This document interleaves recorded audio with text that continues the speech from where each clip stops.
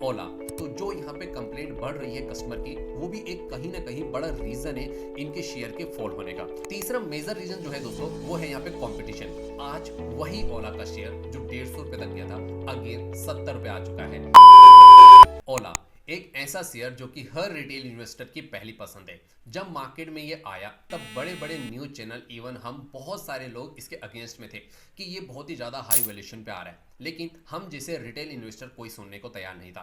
तब उन्होंने इसमें बहुत ही अच्छा पैसा लगाया और स्टॉक 70 रुपए से बढ़ के 150 रुपए तक चला गया। लेकिन उसके बाद क्या, आज वही ओला का शेयर जो 150 रुपए तक गया था, अगेन 70 रुपए आ चुका है। और जहां पे पहले जो न्यूज चैनल थे वो कवर कर रहे थे कि बहुत ही ज्यादा हाई वैल्यूएशन लेके आ रहा है, आज उनकी बातें सच हो रही हैं एंड सारे के सारे रिटेल इन्वेस्टर यहां पे ट्रैप होते हुए देखने को मिल रहे हैं। लेकिन मैं आपको बता दूं, इसके पीछे सिर्फ और सिर्फ ट्रैप स्ट्रेटेजी नहीं है। यहाँ पे बहुत सारे ऐसे internal reason and external reason चल रहे हैं ओला इंडस्ट्री में, जिसके बाद ओला के शेयर प्राइस में हमें अच्छा खासा गिरावट देखने को मिल रहा है। एंड इन्हीं चीज़ों को आज मैं आपके साथ में डिस्कस करने वाला हूं, जिसकी वजह से ओला का शेयर प्राइस 150 रुपए से अगेन 70 रुपीज़ आ चुका है, जो कि ऑलमोस्ट 50% होता है अपने हाई से। तो वो कौन कौन से मेजर रीजन है, चलिए उनको जानते हैं स्टेप बाय स्टेप।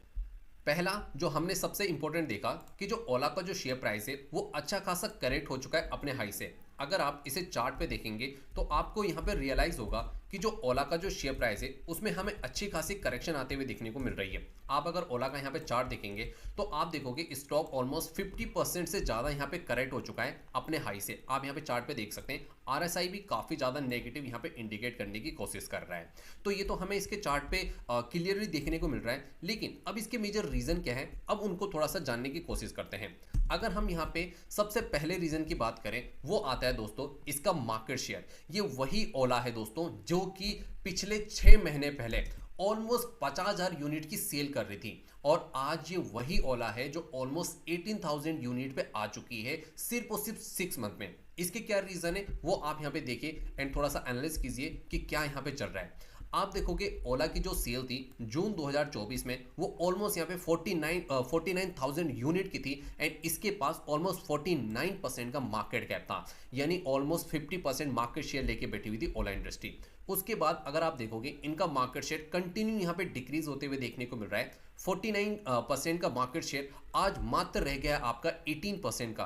दिसंबर में आप देख सकते हैं कि मात्र यहाँ पे 13,000 यूनिट यहाँ पे ओला ने सेल करी है और मार्केट शेयर जो रह गया वो रह गया मात्र आपका 18%, जो कि इसकी सेल्स एंड इनके शेयर प्राइस में गिरावट का सबसे मेजर रीजन माना जा रहा है। अब ऐसा क्यों हो रहा है उसको भी थोड़ा सा जान लेते हैं। तीसरा मेजर रीजन जो है दोस्तों वो है यहाँ पे कंपटीशन। आप देखोगे कंपटीशन इस मार्केट में बहुत ही ज्यादा इंक्रीज होते हुए देखने को मिल रहा है। आप देखोगे बजाज ऑटो जो अभी करंट टाइम में दिसंबर में यहाँ पे लीड करते हुए देखने को मिल रहा है मार्केट शेयर के कंपैरिजन में एंड सबसे ज्यादा इलेक्ट्रिक व्हीकल सेल्स के मामले में, जहां पे कि हमें बजाज ऑटो सबसे आगे देखने को मिल रहा है। उसके साथ में हम देख सकते हैं यहाँ पे टीवीएस मोटर भी थोड़ा पीछे नहीं है, टीवीएस मोटर भी काफी आगे निकल चुका है आपका ओला इलेक्ट्रिक से। इसके बाद एथर एंड हीरो भी यहाँ पे कंपीट कर रहे हैं ओला से, जिस वजह से इनका मार्केट शेयर बहुत ही ज्यादा कम आते हुए देखने को मिल रहा है। ये सबसे बड़ा मेजर रीजन है इनकी सेल्स में ड्रॉप का, क्योंकि कंपटीशन यहाँ पे बहुत ज्यादा बढ़ चुका है। एंड आपको पता है जब भी किसी इंडस्ट्री में कंपटीशन बढ़ता है तो उनके मार्जिन पे सबसे बड़ा इंपैक्ट पड़ता है, उनकी सेल्स पे सबसे बड़ा इंपैक्ट पड़ता है, जो हमें यहाँ पे ओला के केस में देखने को मिल रही है, जिसकी वजह से इसके शेयर प्राइस में अच्छा खासा फॉल आते हुए देखने को मिल रहा है। अब अगर इसके एक और रीजन की मैं बात करूं, वो आता है आपका यहाँ पर रेगुलेटरी इश्यूज। आपको पता होगा कुछ टाइम पहले भाव अग्रवाल जी ने एक ट्वीट करा था जिसमें इन्होंने अनाउंसमेंट करी थी कि हम बहुत ही जल्दी नए स्टोर यहाँ पे ओपन करने वाले हैं, जिससे कि हमारी सेल्स यहाँ पे और ज़्यादा इंक्रीज होते हुए देखने को मिलेगी। बट मैं आपको बता दूं, सबसे पहले जो इन्होंने जो यहाँ पे ट्वीट करा था ये इरेगुलर था, क्योंकि उनको सबसे पहले सेबी को इन्फॉर्म करना पड़ता है कि उनकी कंपनी में ये चेंजेस होने वाले हैं, वो ये स्ट्रेटेजी लाने वाले हैं, जिसके बाद ही वो पब्लिकली ये अनाउंस कर सकते हैं, जो कि यहाँ पे ओला के केस में नहीं होते हुए देखने को मिला।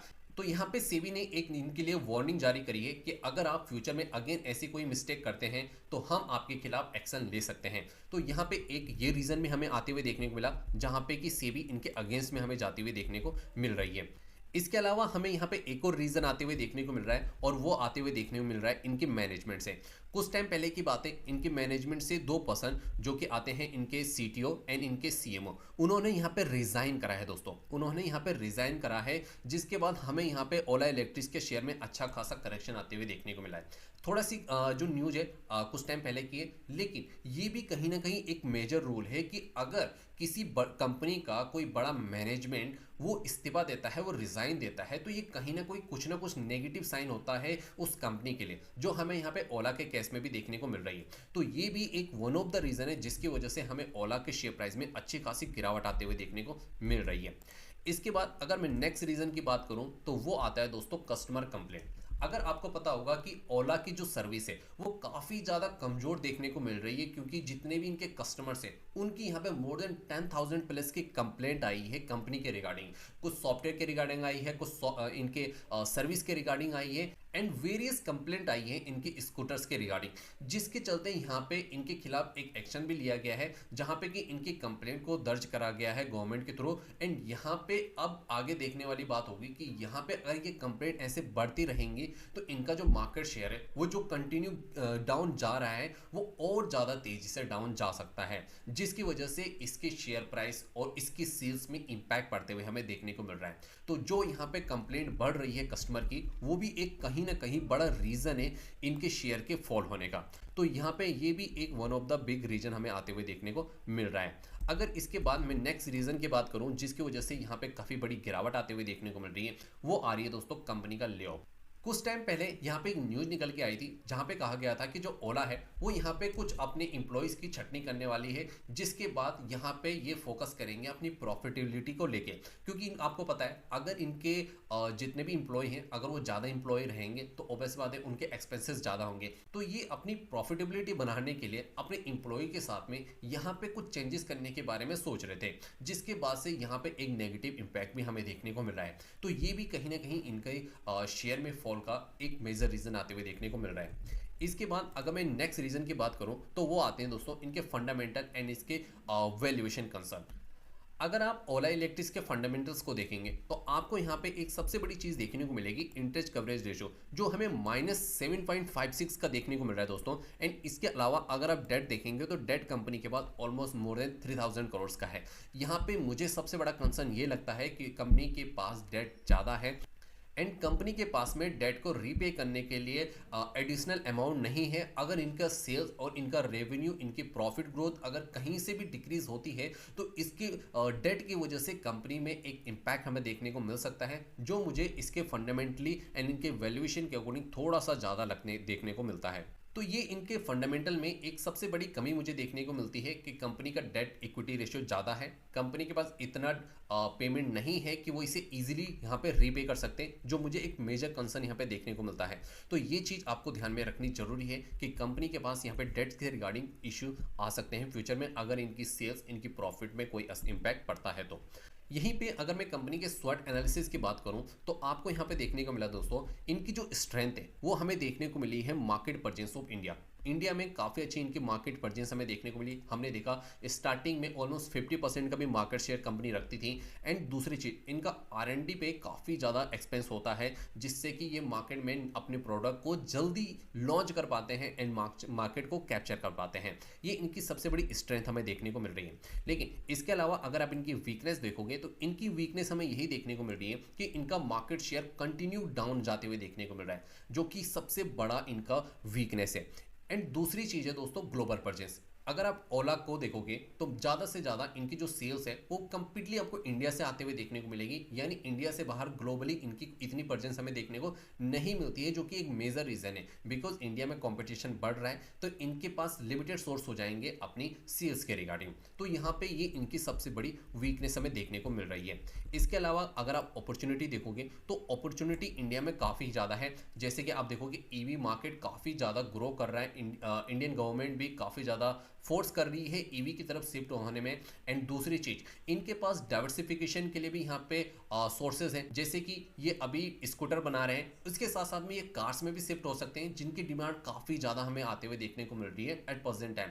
तो यहाँ पे अपॉर्चुनिटीज़ तो ओला के पास काफ़ी ज़्यादा है, बस डिपेंड करता है कि ये किस तरह से उसे ग्रैब करते हैं। एंड अगर आप इनके थ्रेड को देखेंगे तो यहाँ पे हमें काफ़ी ज़्यादा थ्रेड भी आते हुए देखने को मिल सकते हैं। बेसिकली हमें फर्स्ट जो देखने को मिल रहा है कंपटीशन से देखने को मिल रहा है, क्योंकि कंपटीशन बहुत ज़्यादा है इस मार्केट में, जिस वजह से कंपनी के लिए काफ़ी बड़ा थ्रेट है। एंड दूसरी चीज़, कंपनी को यहाँ पे देखना पड़ेगा, कस्टमर सेटिस्फेक्शन बिल्कुल हमें आते हुए देखने को नहीं मिल रहा है। कंटिन्यू यहाँ पे कस्टमर्स की कंप्लेंट बढ़ रही है, जो कि एक मेजर रीजन है। एंड दूसरा, जिस तरह से हमने देखा रेगुलेटरी इश्यूज आते हुए देखने को मिल रहा है, सेबी की तरफ से यहाँ पे एक वार्निंग आती हुई देखने को मिल रही, वो भी कहीं ना कहीं एक मेजर रीजन इनके थ्रेट में हमें आते हुए देखने को मिल रहा है। तो ये था दोस्तों इनका एक स्वॉट एनालिसिस, जहाँ पे कि आपको पता चला है इनकी स्ट्रेंथ क्या है, वीकनेस क्या है, अपॉर्चुनिटी क्या है, थ्रेट क्या है। इसके बाद लास्ट में अगर मैं इसके कंक्लूजन की बात करूं तो वो क्या निकल के आता है। बेसिकली अगर मैं इनके कंक्लूजन पे आता हूं तो मुझे लगता है कि जिस मार्केट में अभी फिलहाल के लिए ओला काम कर रही है, काफ़ी ज़्यादा ग्रोइंग मार्केट है,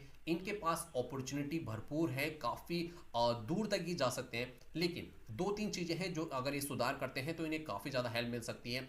इनकी सबसे पहले कस्टमर सेटिस्फेक्शन, अगर ये वहाँ पे अगर कुछ कर सकते हैं तो इनके लिए बहुत बड़ी हेल्प होगी। है मार्केट शेयर लूज ना करना, इंडिया में कंपटीशन बहुत ज़्यादा बढ़ रहा है ईवी इलेक्ट्रिक व्हीकल सेगमेंट में, अगर ये अपना मार्केट शेयर रिटेन कर पाते हैं तो ये इनके लिए पॉजिटिव होगा, अदरवाइज इनके लिए काफ़ी बड़ा यहाँ पे थ्रेट हो सकता है। तो ये इसका कंक्लूजन है, अपॉर्चुनिटी है, लेकिन अगर यहाँ पे ओला ने अच्छी तरह से मार्केट को ग्रैब कर पाया तभी जाके ये यहाँ से ग्रो कर पाएगी, अदरवाइज यहाँ पे इसके लिए बहुत सारे चैलेंजेस आने वाले हैं इस इंडस्ट्री में।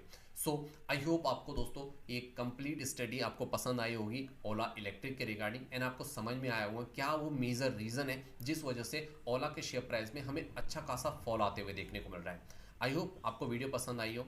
नेक्स्ट वीडियो किस टॉपिक पे चाहिए कमेंट में जरूर बताएगा, एंड वीडियो पसंद आई हो तो एक लाइक एंड चैनल को सब्सक्राइब करना मत भूलिएगा। तब तक के लिए धन्यवाद।